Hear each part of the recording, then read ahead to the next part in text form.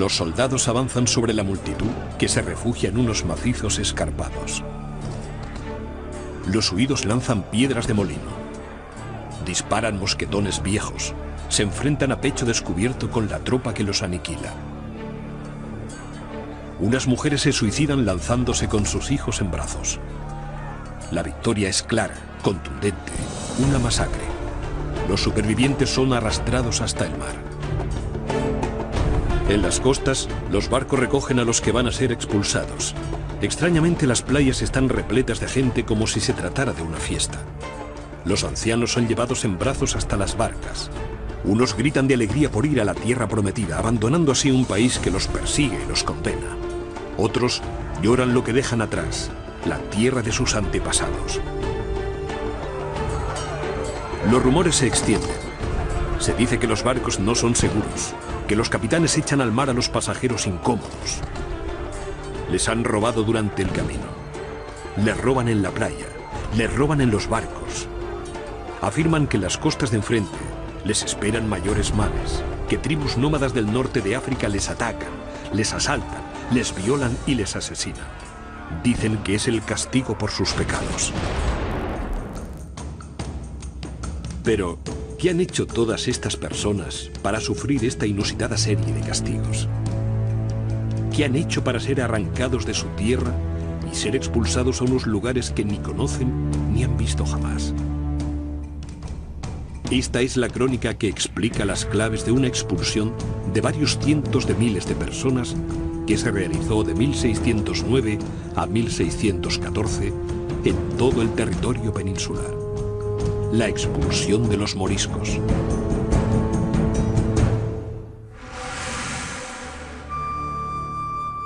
Pero, ¿quiénes eran los moriscos?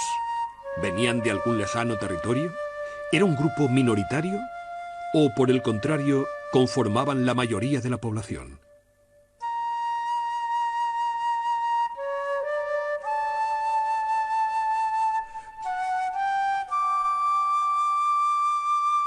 Los moriscos eran descendientes de los habitantes de Al-Ándalus, territorio de la península ibérica que estuvo bajo poder musulmán entre los años 711 y 1492. En este periodo, muchos antiguos cristianos adoptaron la lengua árabe y se convirtieron a la religión musulmana. Los moriscos en el momento de la expulsión podemos decir que son 350.000 alrededor de esta cifra, quizás un poco más, un poco menos, y están divididos en fundamentalmente tres grupos importantes. Los valencianos, que son más o menos 120.000-130.000 y que representan la tercera parte de la población del antiguo reino de Valencia. Luego los aragoneses, que son 70.000 personas más o menos, que representan 20-25% de la población de Aragón. Y los castellanos, muy dispersados ellos, por casi todos los territorios de la Corona de Castilla, es decir, desde el Cantábrico hasta Andalucía, pero en el norte hay muy pocos. Galicia, Asturias, País Vasco no los conocen, pero más al sur sí que son importantes. Hay ciudades con Ávila que tienen una presencia morisca bastante importante, de manera relativa, y así todas las ciudades de Castilla la Vieja, de Castilla la Nueva, de Castilla la Mancha de hoy, de Andalucía, de Extremadura, tienen una comunidad morisca. La procedencia de los moriscos hay que buscarla, por tanto, dentro de la misma península ibérica. No venían de fuera, más bien todo lo contrario.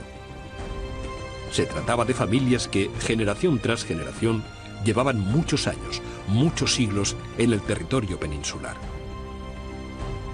Habían nacido en estas tierras, habían crecido en estas tierras y habían visto nacer y crecer a sus hijos en estas tierras. Fueron inicialmente el grupo mayoritario. Habitaban la mayor parte del territorio frente al grupo reducido de conquistadores cristianos ubicados en el norte de la península. Las fuerzas cristianas fueron avanzando sobre Al-Ándalus y ocuparon sucesivamente amplios territorios del Valle del Duero, del Ebro y del Tajo. Finalmente, Levante, Murcia y Andalucía. Algunos de los habitantes de las tierras conquistadas huyeron hacia el sur o se desplazaron al norte de África. Otros quedaron bajo dominio cristiano y mantuvieron su religión musulmana. Se les llamó mudéjares, los domesticados. Eran musulmanes que quedaron en tierra de cristianos. Tenían ciertos derechos como conservar su religión, aunque pagando más impuestos que los cristianos, o siendo siervos de los señores. Más tarde, cuando fueron obligados a convertirse al cristianismo, se les denominó cristianos nuevos de moros. El pueblo los llamó moriscos, término que se impuso. Mudéjar en realidad quiere decir domesticado, es decir, es una palabra árabe adaptada por los conquistadores cristianos en el sentido de que se han domesticado la población mora, se puede decir perfectamente, por lo que he dicho de que no hay intención ofensiva, y se les deja a estos moros una amplia área de libertad, de culto, de institución, de derecho y de costumbres. Las cosas luego irán mermando conforme avance cronológicamente el tiempo y conforme avance la desigualdad numérica, es decir, conforme se vaya equilibrando, y acabarán estos moros practicando el Islam siendo obligados a bautizarse por la fuerza, y por tanto se iniciará el llamado drama morisco, que califico de drama porque, siendo bautizados sin su voluntad, en general evidentemente, la Iglesia y las autoridades eclesiásticas acordaron dar por válidos estos bautismos, y eso es un drama individual, también colectivo, pero evidentemente cuando se tocan las creencias de una persona se toca más que su físico.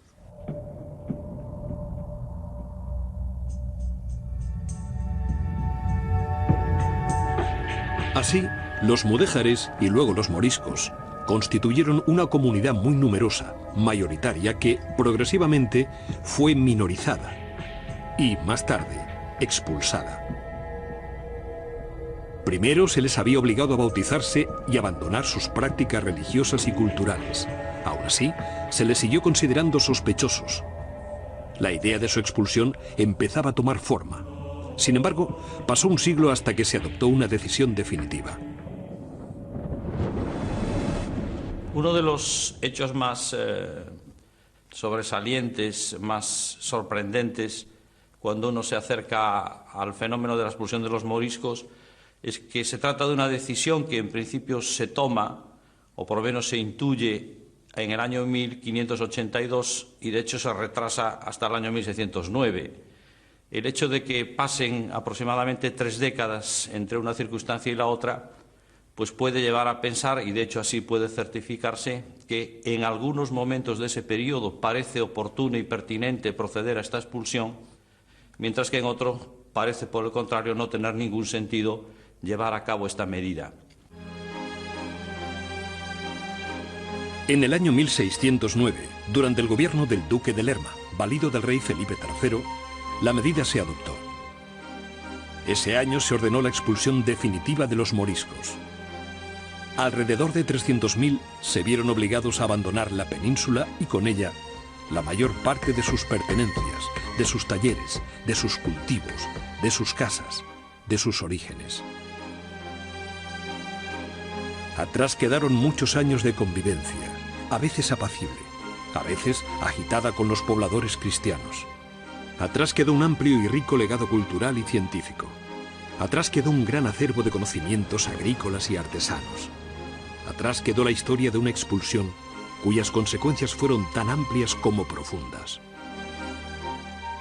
Felipe III sucedió a su padre, Felipe II, en 1598 y tuvo que afrontar una situación bastante difícil porque, por ejemplo, la situación en Flandes, es decir, en lo que es hoy Bélgica y Países Bajos, era preocupante con parte de la población sublevada. y se encuentra con así distintos frentes en el Mediterráneo también, con preocupación con las relaciones con, en particular, Marruecos, porque muere el rey de Marruecos, el soldado, muere en 1603. Entonces, una situación bastante compleja y podemos añadir una epidemia de peste particularmente fuerte que azota a casi toda España entre 1597 y 1602. Con lo cual, Felipe III tiene que pensar en una situación difícil cómo mantener la reputación de España.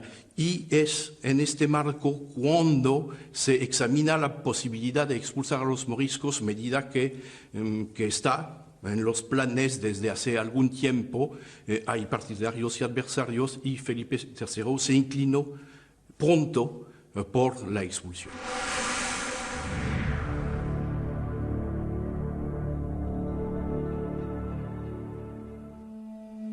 ¿A qué se dedicaban los moriscos? ¿Había moriscos ricos? ¿Eran todos cristianos? ¿Eran todos musulmanes? ¿Disponían de algún tipo de organización? Los moriscos desarrollaron un universo cultural, tecnológico y científico de gran variedad y riqueza. Su legado perdura todavía tanto en la península como en el norte de África.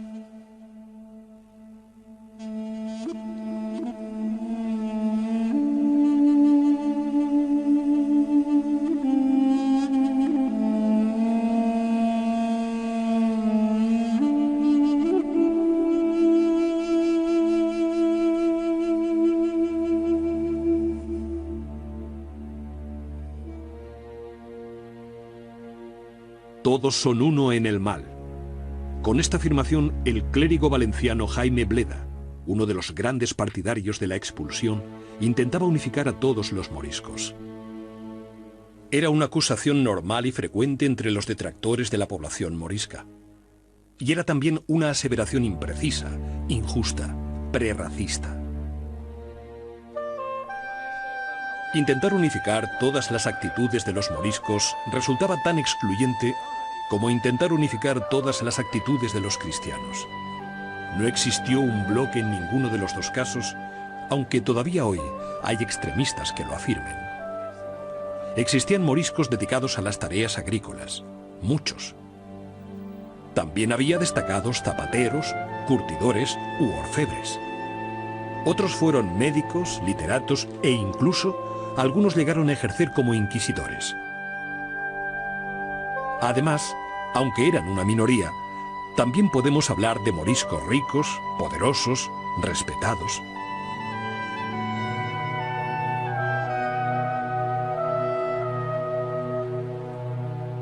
En el Reino de Granada hubo familias que se convirtieron al cristianismo durante el período mudéjar. A través de casamientos, muchos de ellos lograron integrarse en la oligarquía cristiana. Una de las miradas diferentes que podemos echar a la historia de los moriscos granadinos es la que nos lleva a las familias colaboracionistas. Es decir, no todos los elementos moriscos, ni musulmanes, mejor dicho primero, después moriscos, sufrieron la expulsión ni sufrieron una condición de humillación sistemática, sino que hubo una serie de familias que colaboraron activamente con la monarquía, de grada o por fuerza, pero que obtuvieron a cambio, lógicamente, una serie de mercedes, una serie de beneficios que los situaban como intermediarios entre la comunidad morisca y la corona y, por tanto, les permitían no solo mantenerse, sino incluso aumentar su poder y su riqueza.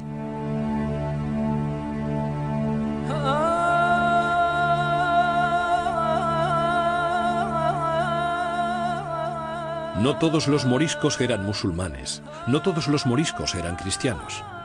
Por un lado, aquellos convertidos forzosamente carecían de la intención y de los medios para profesar el cristianismo. Por otro, la constante persecución y la progresiva desaparición de la élite religiosa musulmana produjeron un empobrecimiento de la memoria de la comunidad.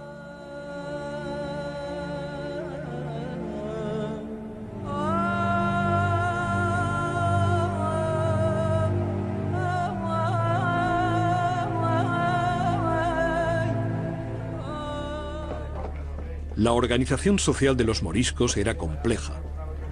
Eran vasallos de sus señores, pero tenían sus propios representantes. Estos se encargaban de mantener el orden en la comunidad. En muchas poblaciones existían dos instituciones, la cristiana y la aljama morisca. Las aljamas eran una especie de concejos organizados por los mudéjares. Popularmente se les llamó morerías. Administraban la justicia interna, regulaban los asuntos económicos y de propiedades, canalizaban las relaciones del grupo con la nobleza y, entre otros asuntos, recaudaban los impuestos y las tasas a pagar.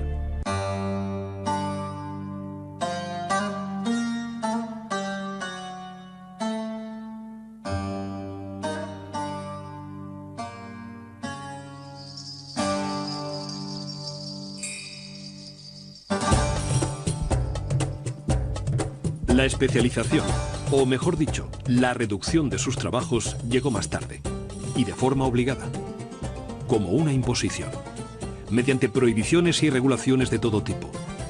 Esta fue la manera en que las autoridades cristianas impidieron a los moriscos desempeñar ciertos oficios.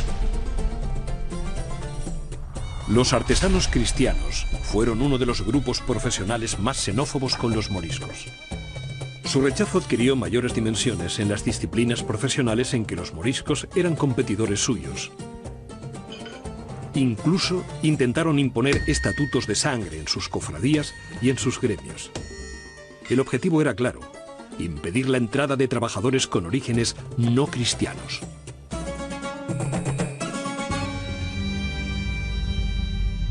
Las profesiones liberales corrieron la misma suerte. La medicina morisca, por ejemplo, sufrió durante el siglo XVI un fuerte acoso y una dura persecución. Muchos moriscos fueron expulsados de la universidad. A otros se les impidió directamente el acceso. En este escenario, las falsificaciones fueron recurrentes, y así muchos se hicieron pasar por cristianos viejos. La situación era sin duda paradójica. Los médicos musulmanes habían sido muy solicitados por reyes y obispos cristianos. Pero ahora eran perseguidos aunque su medicina, práctica y de observación era excelente. Incluso el propio monarca Felipe III, el rey que expulsó a los moriscos, fue salvado de la muerte en su niñez por un médico morisco. A través del mundo árabe, Europa se benefició de importantes avances en diferentes campos científicos. Sin los astrolabios y las brújulas no hubieran sido posibles los viajes oceánicos. Sin el cero, las ecuaciones y los algoritmos no se hubiera conseguido el desarrollo del sistema económico. Sin el papel y las tintas, la revolución de la imprenta no se hubiera alcanzado. Sin los traductores de Toledo, muchas obras científicas y filosóficas de la antigüedad hubieran desaparecido.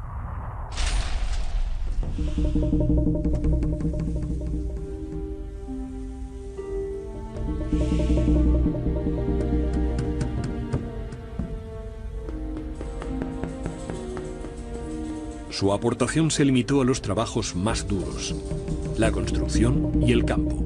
Y también en estos ámbitos demostraron un gran ingenio y una generosa capacidad de trabajo que en muchas ocasiones les valió las críticas y las envidias de sus compañeros cristianos.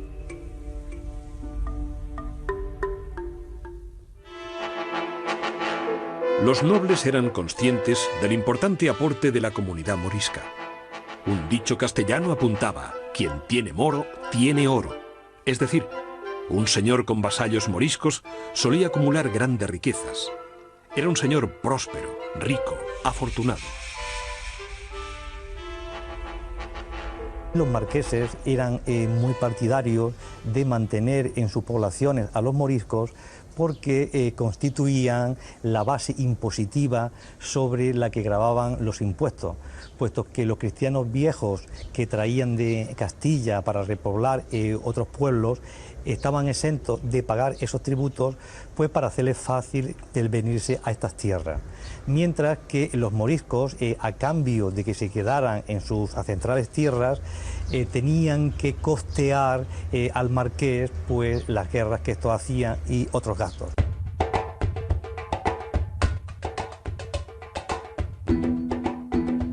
La agricultura fue el trabajo de muchos moriscos. Junto a otros aldeanos, desarrollaron un sofisticado sistema de trabajo comunal. Reparar las acequias, aplanar los caminos, distribuir los riegos, todos colaboraban, todos se beneficiaban. Además, los moriscos introdujeron importantes avances en el campo, desde los aparejos utilizados hasta los sistemas de regadío, desde nuevos cultivos introducidos a frutas exóticas, acequias, aljibes, norias, naranjas, mandarinas, melocotones, albaricoques. El legado árabe está aún presente en el campo español. Los moriscos, como musulmanes que en su día fueron, que como es conocido cultivaron muy bien las tierras y que el sistema de la irrigación también le practicaron mucho, hoy quedan vestigios de esas acequias, de esas canalizaciones que permitía llevar el agua de este río de Almanzora a las tierras áridas del entorno, y supieron crear un vergel, un oasis en torno a este castillo.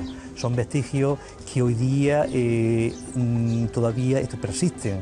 De hecho, Cueva de la Almanzora, hasta la actualidad, ha sido en esta comarca, y no solo en ella, sino en toda Almería, un ejemplo de agricultura característica de una zona árida, y es una huella directamente de los moriscos que en su día vivieron en este pueblo.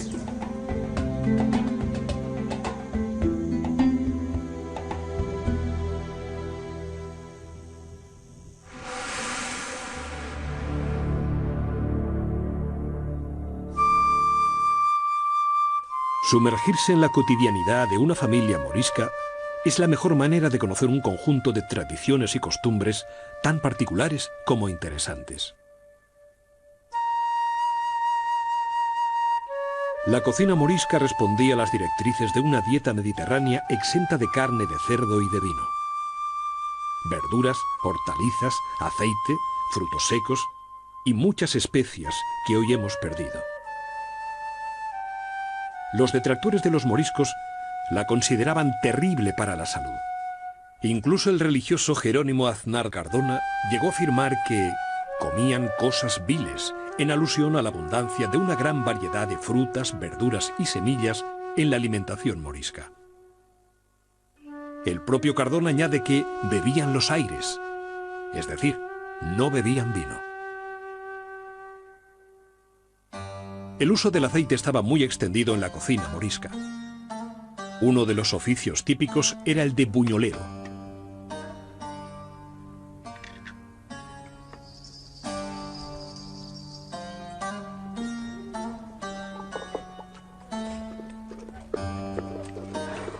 La conservación y la confitura de frutas también era algo habitual. El aprovechamiento de las tierras de secano impulsaba el cultivo de la almendra y su transformación en dulces como mazapanes o turrones.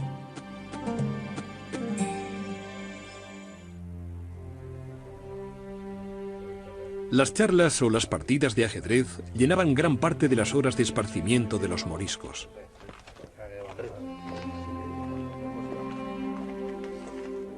La mujer conservaba las tradiciones del hogar.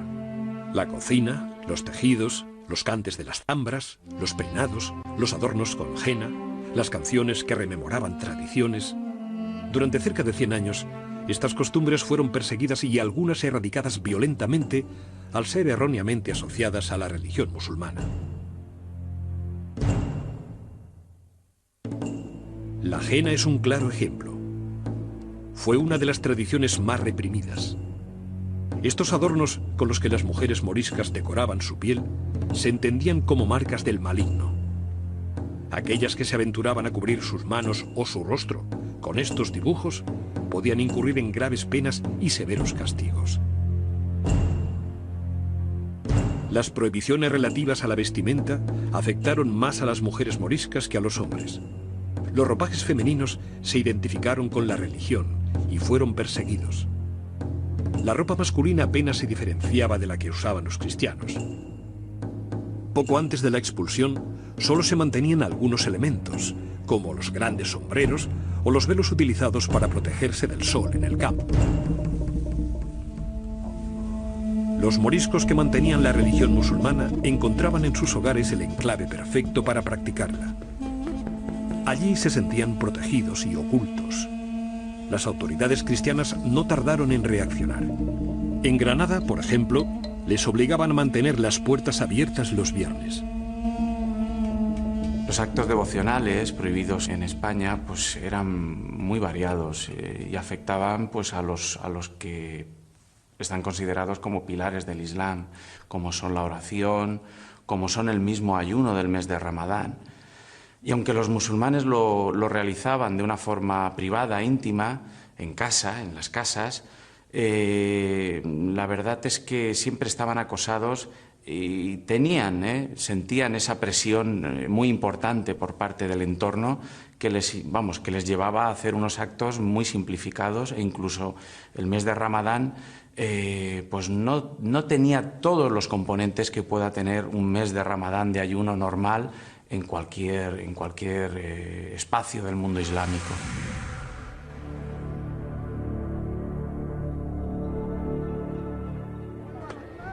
Muchas veces fueron mentiras. En otros casos, imprecisiones. También rumores y habladurías. Y en la mayoría de ocasiones, una absoluta incapacidad de comprender unas costumbres y un modo de vida diferentes. ¿Falsificaban moneda los moriscos? ¿La escondían en lugares ocultos? ¿Eran sus costumbres higiénicas y saludables? ¿Poseían armas? ¿Eran traidores y asesinos por naturaleza? ¿Eran libidinosos e incestuosos? Son muchos los tópicos y los arquetipos que circulaban, y circulan aún hoy, en torno a los moriscos.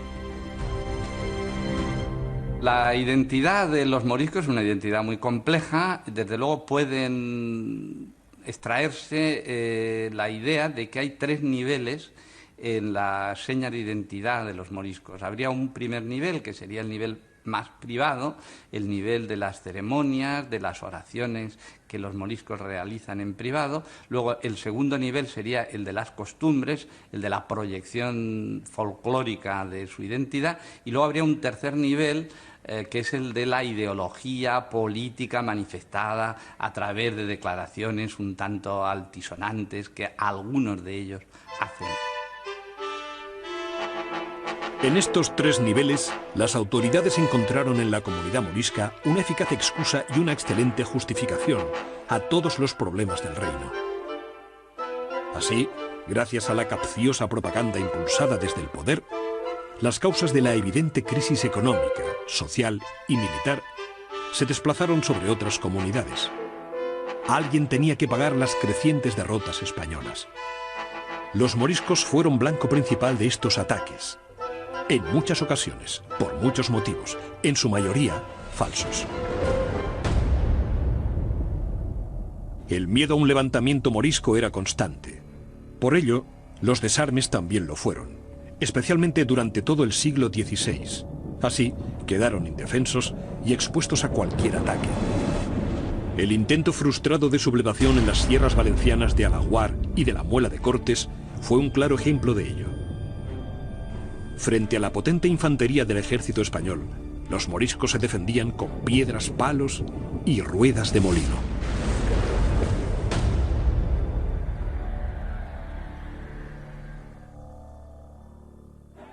Los moriscos también fueron tildados de ser prolíficos como las ratas y libidinosos como los conejos. Existía la idea de que tenían más hijos que los cristianos. Esta creencia llevaba directamente a dos aterradoras conclusiones. Acabarían llenando España y serían la población mayoritaria. Si bien se estaba produciendo justamente lo contrario. Además, a ellos se unían las ideas de que se casaban antes, no tenían clero, no iban a la guerra y no emigraban a las Indias.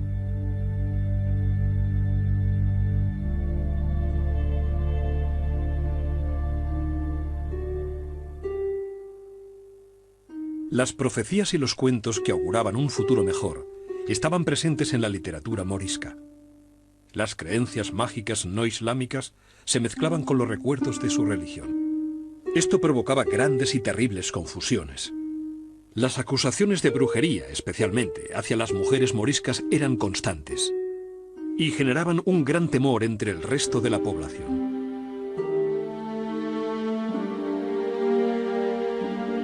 Algunas canciones de cuna de la época así lo muestran, con letras que han llegado hasta la actualidad. Que no venga la mora de dientes verdes, que no venga la mora, ni te despierte.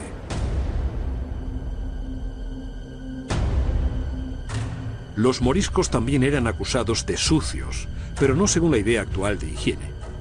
Se les acusaba de sucios de corazón por malvados, o de sucios de origen por racismo. Lo cierto es que se lavaban mucho más que los conquistadores cristianos. Incluso una de las primeras medidas de las autoridades fue cerrar los baños moriscos, unos lugares misteriosos y propios de conspiradores. Por mucho que se laven, seguirán estando sucios, exclamaba el religioso Jerónimo Aznar Cardona.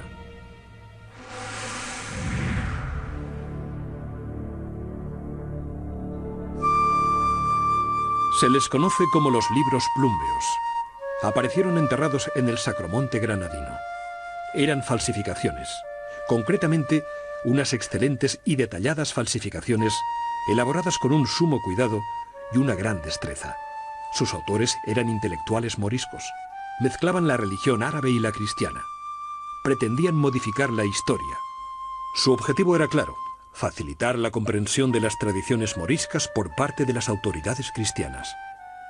Los libros plúmbeos son una falsificación que hicieron los moriscos entre los años 1595 y 1599, que consistió en una especie de intento de evangelio nuevo, revelado, donde a las verdades cristianas de siempre se añadían una serie de principios de la religión musulmana, con objeto de crear una especie de sincretismo de religiones que justificara la presencia de los moriscos y de alguna forma evitara su posible expulsión, que en ese momento se estaba preparando.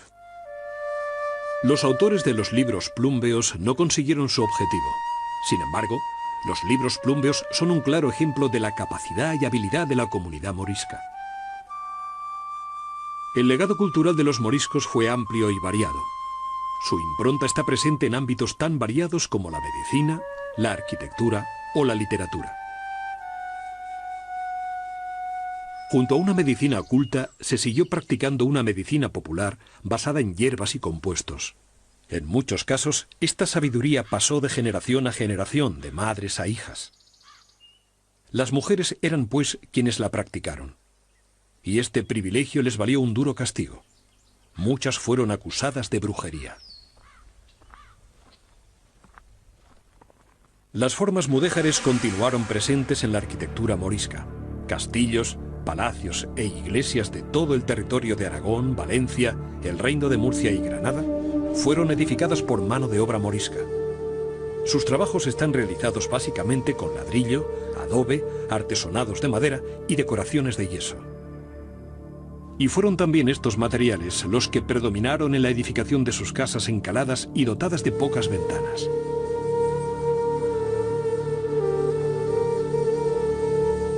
La típica casa morisca era una vivienda de extrema sencillez. La habitación principal era la cocina, donde incluso se llegaba a dormir.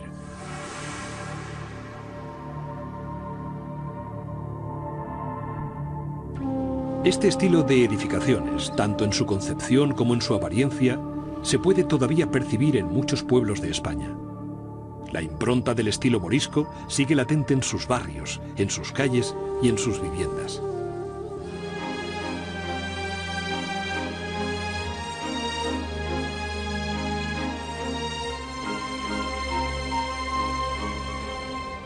Las escuelas y las madrazas desaparecieron junto con las élites intelectuales que habían emigrado.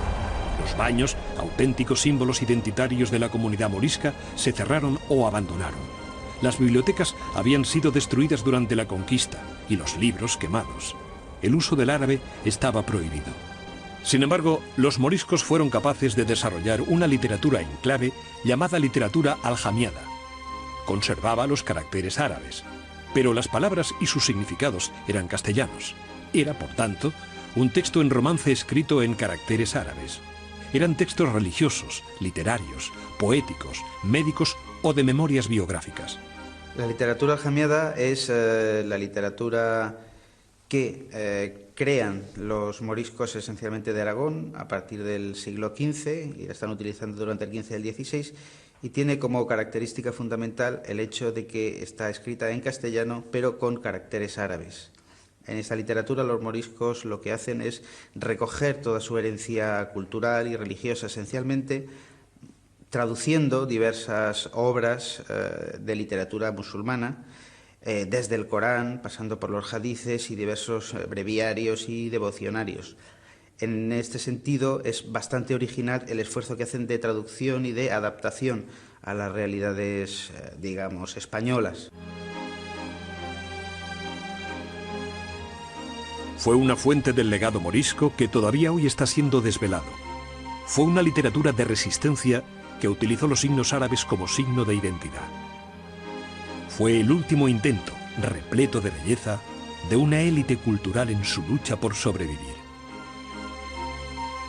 Esta lengua castellana, escrita con caracteres árabes, que utilizaron los últimos musulmanes de España para producir en la clandestinidad textos litúrgicos, textos religiosos, textos didácticos, tendentes a reforzar la fe musulmana y la cohesión comunitaria por entre los miembros de la aljama. La aljamía, por consiguiente, es este español arabizado, este español semitizado, cuyo fundador fue Isa ibn Jebr, en español Isa de Jebir. En muchos casos, la literatura religiosa derivó en profecías y supersticiones. La del encubierto, el Mahdi o el caballero del caballo blanco era una de las más conocidas. Un personaje ficticio que debía conducir a los moriscos a un futuro mejor, al esplendor del pasado. Y una noche de cuarto creciente, el rayo de la luna dará en la cueva de la montaña y su rayo claro color de leche se transformará en un caballo blanco al que se subirá un guerrero llamado Al-Fatimí, con una gran túnica de color esmeralda, por la que se le llamará el Caballero Verde. Y este Caballero Verde, con su caballo Alboraique, dirigirá la batalla, acabando con todos los enemigos y restaurando el culto de Alá.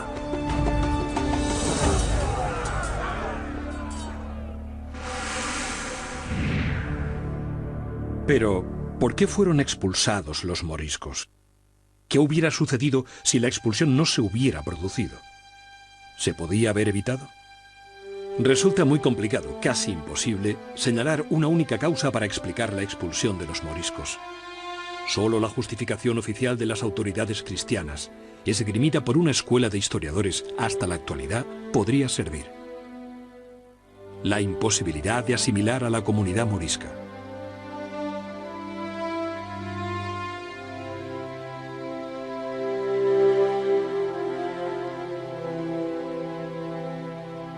Sin embargo, desde el comienzo de la conquista, muchos musulmanes se convirtieron al cristianismo.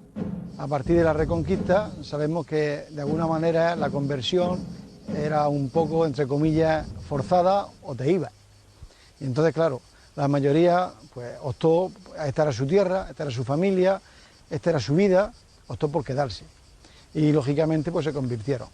En los primeros tiempos, pues seguramente la conversión era más bien de palabra que en realidad. Era un poco aparentar, pero poco a poco fueron convirtiéndose en auténticos cristianos. Pero esta conversión fue tan solo un bálsamo efímero. El cambio de fe de estos nuevos cristianos no fue suficiente. En 1609, el rey Felipe III ordenó la expulsión de los moriscos de sus reinos. Se pretendía erradicar con cualquier resto del pasado musulmán de todo el territorio de la península ibérica. En algunos casos, no obstante, fue necesario llevar a cabo hasta 3 intentos de expulsión de los moriscos de un mismo lugar. El pueblo de Villarrubias de los Ojos, de Ciudad Real, es un claro ejemplo. Villarrubia de los Ojos es un caso muy interesante, porque es un pueblo pequeño del campo de Calatrava, en La Mancha, y resulta que la mitad de la población pues eran moriscos, ¿no? Muy bien asimilados, parece que no había conflictos locales, nada fuera de lo normal en cualquier pueblo, digamos, de La Mancha. Cuando llegan las expulsiones, se quedan muy sorprendidos porque creen que van a quedar exentos por estar tan bien asimilados, se creen cristianos, católicos, y se les cae como una bomba el bando de expulsión. Los expulsan la primera vez a Francia y con un mes o 6 semanas ya han vuelto todos al pueblo y vuelven a sus casas, vuelven a sus vidas tranquilamente, andando desde Francia, que no es poca cosa. La segunda expulsión tiene lugar unos meses después, en 1612, y esta vez intentan echarlos a África, pensando que desde África ya será más complicado. Y aún así, pues consiguen volver. Y la tercera expulsión la lleva a cabo el propio conde de Salazar, el encargado de las expulsiones de Castilla, porque ya no se fía de sus subordinados y decide él mismo ir a La Mancha a echar a todos los moriscos posibles. Y con el mismo pobre resultado. Y pocos años después, demográficamente, económicamente, está claro que la mayor parte, si no todos los moriscos, están de vuelta, están de nuevo en el pueblo.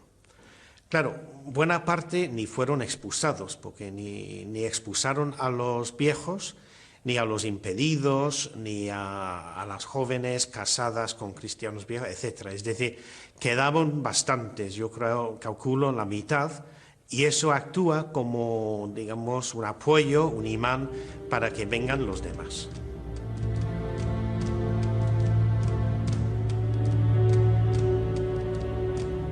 Muchos moriscos del pueblo de Villarrubias de los Ojos nunca se marcharon. Otros simplemente regresaron poco tiempo después. Su asimilación con el resto de aldeanos era total. La población cristiana les apreciaba y su ayuda para burlar el decreto real fue decisiva. Sin embargo, este es tan solo un caso excepcional.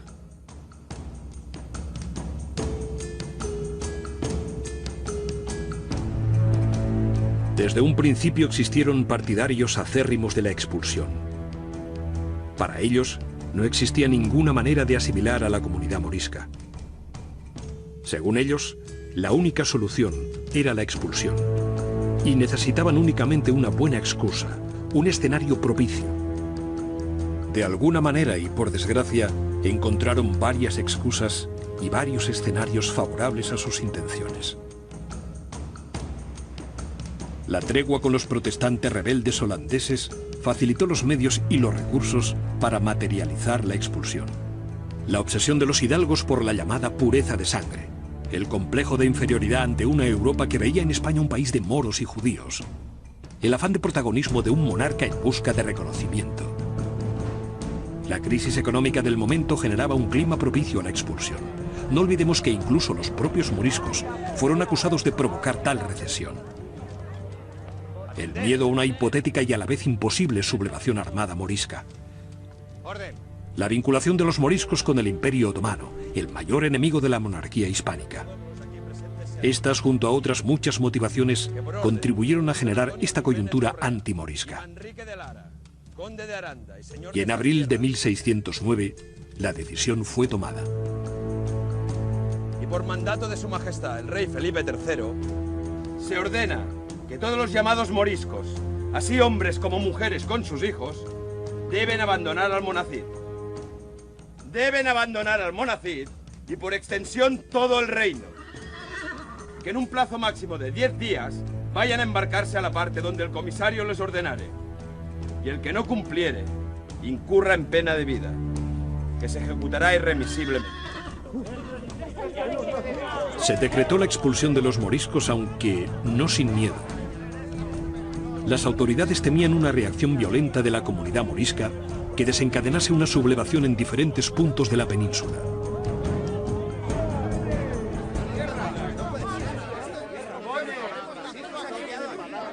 el gobierno de la monarquía tenía realmente miedo a que los moriscos fueran a sublevarse aprovechando la expulsión que se había decretado por Felipe III. Para ello movilizó una gran cantidad de galeras, de galeones y trajo tropas de Italia para prevenir esta posible sublevación. Sin embargo, sorprendentemente, los moriscos se embarcaron en orden sin ofrecer resistencia y se llegó a pensar incluso que había sido una movilización innecesaria. No obstante, a finales de octubre, un mes después del inicio de la expulsión, los moriscos de dos zonas importantes del Reino de Valencia, una al interior de la actual provincia de Valencia, en torno al Valle de Ayora y la Canal de Navarrés, y otros en los valles próximos a la costa de Denia y de Javia, se sublevaron. Entonces el gobierno tuvo que plantearse la solución de este problema. Los alfaquíes les habían alentado con profecías que auguraban un éxito de su lucha. Así, los sublevados pretendían resistir hasta la primavera, esperando una sublevación más general o incluso que el rey concediera su permanencia en España. El desenlace fue muy diferente. Armados básicamente con hondas, piedras o ruedas de molino atravesadas con palos, acabaron rindiéndose ante las fuerzas del ejército de la corona. Desde allí, fueron conducidos hasta las costas para proceder a su embarque. Apuraban sus últimos días en el territorio peninsular. Ya nada podían hacer. Su expulsión era inminente. 300.000 moriscos abandonaron la península en 1609. Otros ya lo habían hecho antes. Nunca llegaremos a saber qué hubiera sucedido si la expulsión no se hubiera producido. La expulsión de los moriscos de España fue, a mi modo de ver, una medida insensata consentida por un rey asimismo consentidor. La expulsión de los moriscos fue un drama terrible que podía perfectamente haberse evitado. Si se dio fue porque Felipe III tenía un enorme afán de protagonismo, de prestigio, y los moriscos se entretuvieron en vanas conspiraciones que no iban a llegar a ningún sitio. La expulsión, en pocas palabras, es una tragedia humana y al mismo tiempo una pérdida económica y una hemorragia poblacional para la España del siglo XVII. La razón de Estado se impone a la razón a secas. La expulsión de los moriscos desde la historia del enfrentamiento en el Mediterráneo significa que de la península ibérica el mundo español se traslada a lo largo de todo el Mediterráneo y en gran medida el Mediterráneo vuelve a ser nuevamente un mar dominado por las influencias españolas como consecuencia de que los moriscos se instalan a lo largo de todo el mismo.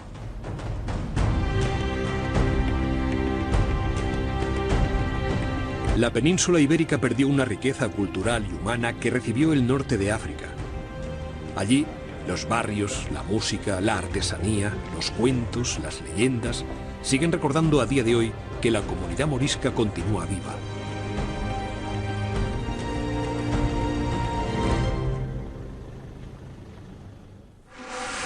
Unos 80.000 moriscos llegaron a la regencia de Túnez. Después de varios desembarcos catastróficos en las playas de Orán, donde la comunidad morisca fue asaltada por tribus nómadas, el poder otomano organizó el recibimiento de los recién llegados.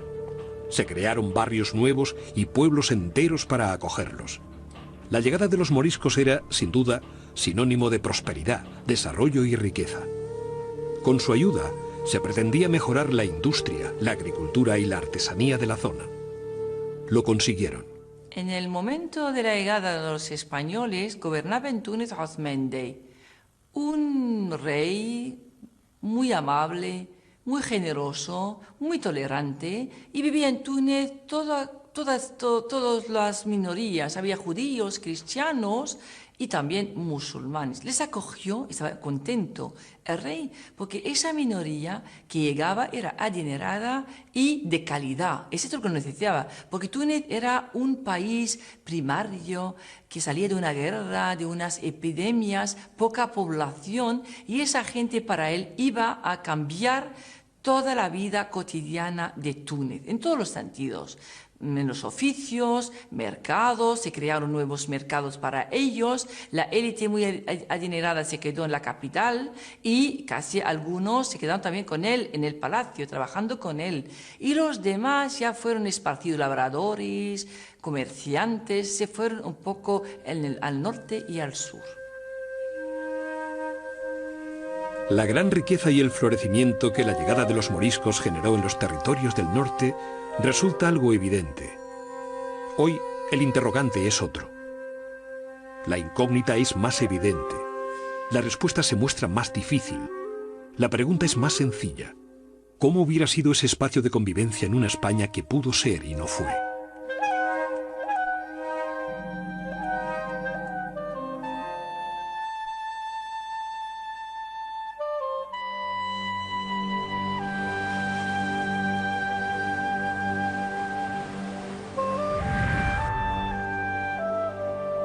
Habría que unir esta medida intransigente de la expulsión de los moriscos con otras muchas que acabaron con el magnífico siglo de oro español. Comenzó una larga decadencia. El imperio no se hundió solo militarmente por la cerrazón de unos gobernantes empeñados en ganar guerras imposibles. También se hundió por esa misma cerrazón frente a cualquier idea nueva o innovación. España no fue derrotada, sino que se derrotó a sí misma, reprimiendo y expulsando lo mejor de sus gentes.